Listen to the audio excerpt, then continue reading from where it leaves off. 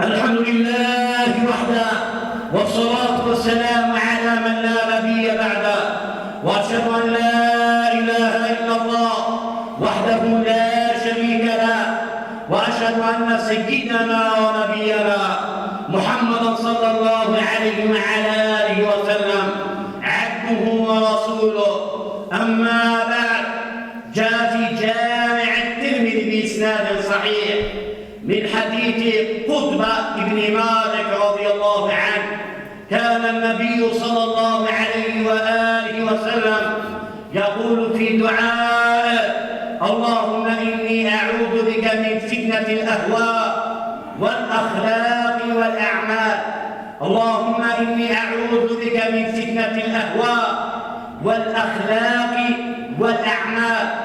وهذا سيد من سادات التابعين في زمانه، الحسن البصري رحمه الله، يقول: أخذ الله الميثاق من الحكام ألا يتبعوا الهوى ولا يخشوا الناس ولا يشتروا بآياتي ثمنا قليلا.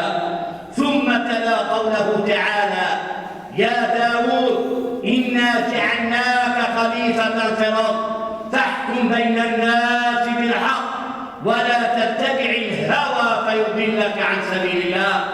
ثم قال الحسن البصري: وأفضل الجهاد جهاد الهوى، أي أفضل الجهاد عند الله عز وجل هو جهاد النفس وجهاد الهوى عن المعاصي والشهوات وعما يصد عن ذكر الله تعالى. قال شيخ الإسلام ابن تيمية رحمه الله في كتابه مجموع الفتاوى، قال: إن أضل الضلال الذين ذمهم الله في القرآن. فقال ربنا: إن يتبعون إلا الظن وإن الظن لا يغني من الحق شيئا.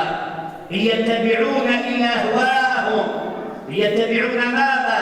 إلا أنفسهم وشهواتهم وما لذ وطاب من هذه الدنيا.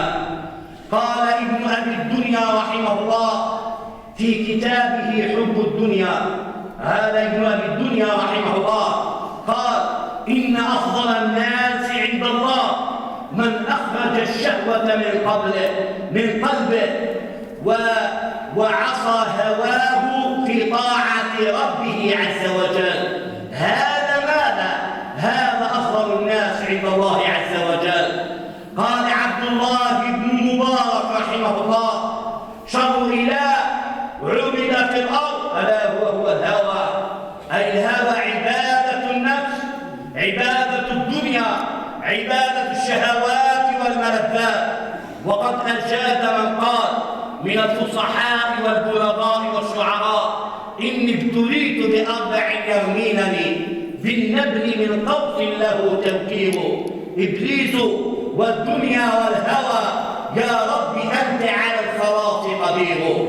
إبليس والدنيا ونفسي والهوى يا رب أنت على الخلاص قدير. ورحم الله أبا إسحاق الشاطبي رحمه الله عندما قال في كتابه الاعتصام، له كتاب اسمه الاعتصام، قال: من أمر السنة على نفسه قولا وعملا نطق بالحكمة، ومن أمر الهوى على نفسه قولا وعملا نطق بالبدعة. انتهى كلامه رحمه الله تعالى. وهذا القرآن يذكر من أعظم أسباب اتباع النفس والهوى طول الأمل. ما معنى طول الأمل؟ أي التعلق بالدنيا ونسيان الموت ونسيان الآخرة. عمر دنياه وخرب آخرته، عصى مولاه واتبع نفسه، كما جاء في صحيح البخاري من حديث عبد الله بن عمر قال النبي صلى الله عليه وآله وسلم: لا يزال قلب الكبير شابا في اثنتين: في حب الدنيا وطول الأمل. لا يزال قلب الكبير شابا في اثنتين: في حب الدنيا وطول الأمل.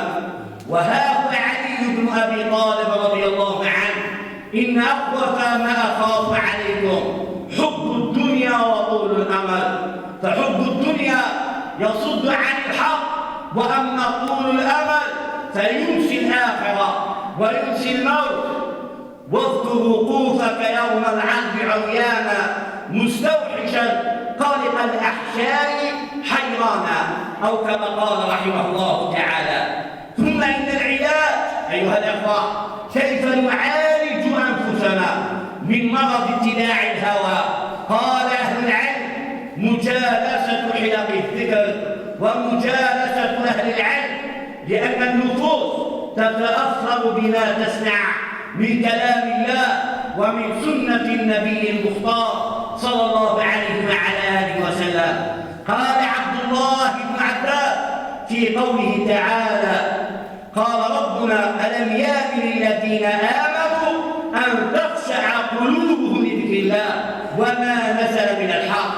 قال وهو يفسرها: أي نزلت هذه الآية ممن مالوا إلى الدنيا وأعرضوا عن مواعظ الله وأعرضوا عن ذكر الله عز وجل. والسلف يقولون: الموعظة صوت تضرب به القلوب فتؤثر في القلوب كتأثير السياط على البدن. كتأثير ماذا؟ كتأثير السياط على الأبدان. وها هو رجل من الصحابة رضي الله عنه وعظنا رسول الله صلى الله عليه وآله وسلم موعظة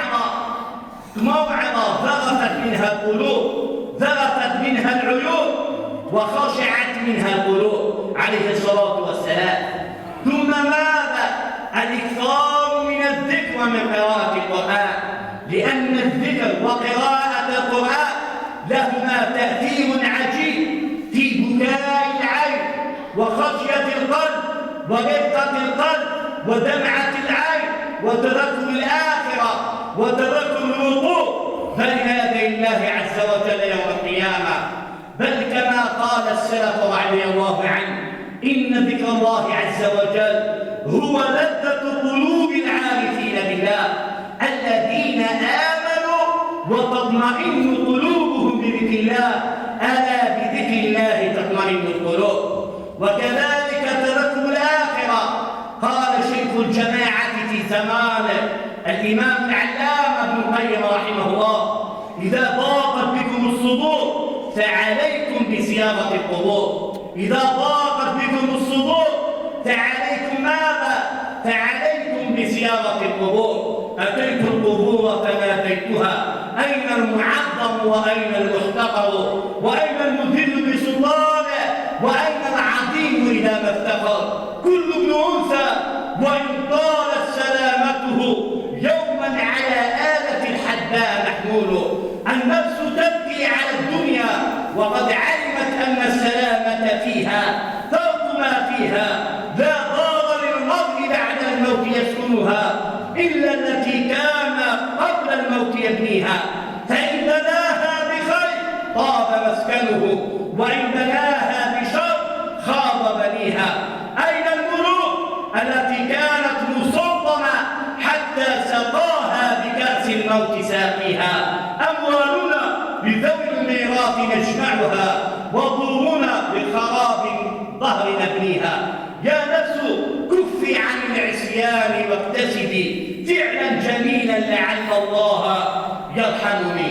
الله نسأل أن يجعل قبورنا روضة من رياض الجنة. ربنا آتنا في الدنيا حسنة وفي الآخرة حسنة وقنا عذاب النار.